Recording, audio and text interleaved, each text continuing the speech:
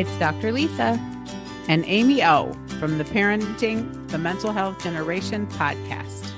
Do you ever wonder if you're the only one struggling with bumps and pitfalls on a daily basis? Listen to Real Talk, essays from real life, straight from the Catch Journal at catchescommunity.org. We're recording those heartfelt and honest stories from parents and others for those who'd rather listen than read. When you hear people share their most vulnerable moments, you'll know you are not alone.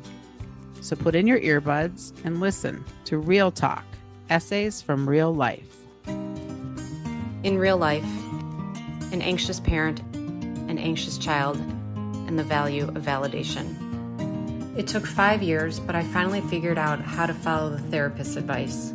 As a mother with anxiety raising a child with anxiety, I constantly struggle with how to manage his desires. Early on, his disappointments and heartaches only made my anxiety worse. And I believed if I could keep his anxiety from boiling over, all would be well. It turns out that's not the ideal approach to raising a kid who can cope with both life's ups and downs. Thanks to an amazing family therapist, I started to sort through all of this with what seemed like a big dilemma at the time. When my son was 8 years old, he desperately wanted to make money. Believing it was my job to figure out how to grant his every wish, I went straight to the therapist and asked, "How can an 8-year-old boy make money?" Rather than laugh at my question, she asked me why he wants to make money. Would it really make a difference in his life? Would it really make him happier? She encouraged me to have the same conversation with him and acknowledge how hard it is to be 8 years old and not have any buying power. I can't remember now what happened next. He probably stopped asking and moved on to the next obsession. What I do remember is the relief I felt when she let me off the hook. I realized it is not my job to grant his every wish. However, it is my job to validate his feelings. I've heard that message many times over the years.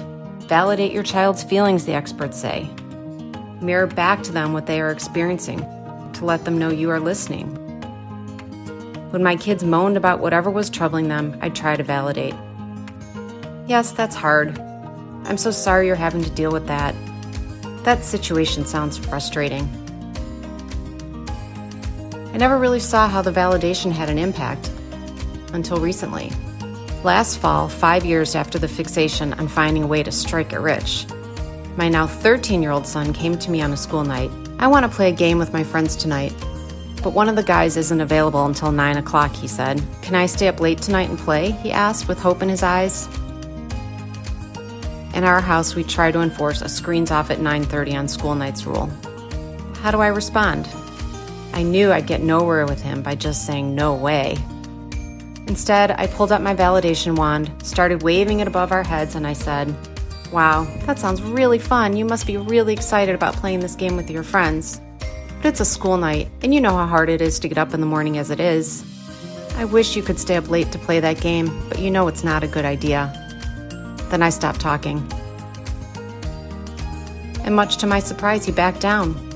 An hour later, he told me the group had set up a time to play in the middle of the day on the upcoming Saturday. I did a happy little jig, gave myself a high five, and thought, I've come a long way since the money-making days. I'm not sharing all of this to suggest I've got it all figured out. In fact, 2 days later, I fell flat on my parenting face while trying to establish a new nighttime phone routine. You win some, you lose some. I'm telling this story in hopes it relieves another parent from trying to come to their child's rescue with the reminder that it's not our job to solve their problems. It's our responsibility to help them figure out how to manage the challenges themselves. And to all the therapists out there who talk about validation, keep up the conversation. Someday it will sink in and make a difference. I know it's hard to have to repeat yourself so many times when it seems like no one is listening. How's that for validation? We thank our brave contributors for sharing their stories. If you'd like to write about what's happening in real life, email info@catchescommunity.org or see the show notes for more information.